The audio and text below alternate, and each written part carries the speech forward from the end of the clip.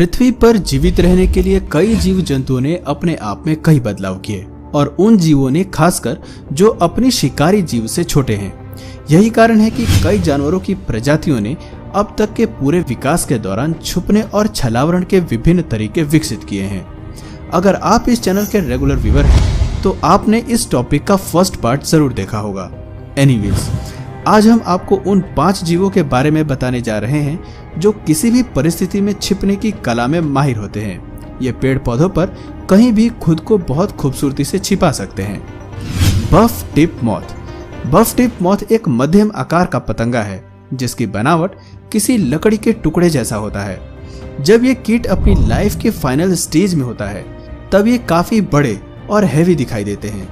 इस स्टेज में इसके पंख बहुत खूबसूरती से उभर कर आते हैं जिनकी लंबाई 55 से 70 मिलीमीटर तक हो जाती है।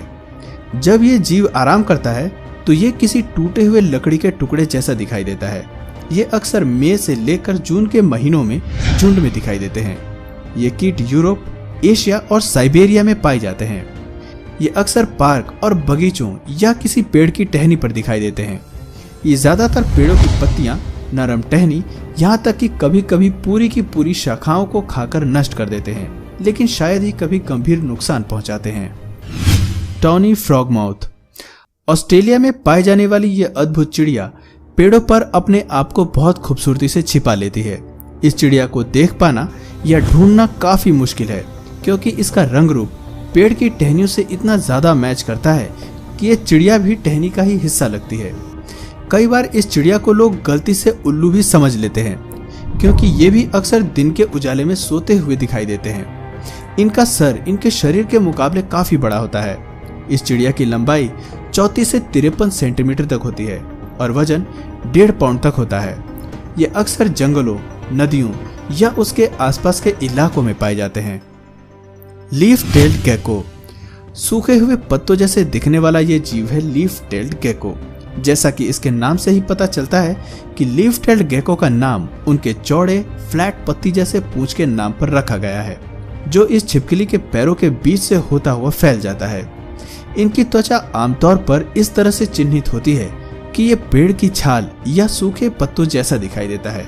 ये मेडागास्कर के ट्रॉपिकल फॉरेस्ट यानी उष्णकटिबंधीय वनों में पाए जाते हैं। अब तक लीफ टेल्ड गेको की 8 अलग अलग प्रजातियां खोजी जा चुकी हैं। इनके अलग अलग प्रजातियों के आधार पर ये आकार में केवल 10 सेंटीमीटर से लेकर 30 सेंटीमीटर से अधिक लंबाई तक ही होते हैं। लेकिन दुर्भाग्यवश इस जीव का वनों की कटाई की वजह से इनका ठिकाना सीमित होते जा रहा है। इन पर की गई रिसर्च और स्टडी से पता चलता है कि लीफ टेल्ड गेको केवल एक बहुत ही स्पेसिफिक एनवायरनमेंट में ही रह सकता है।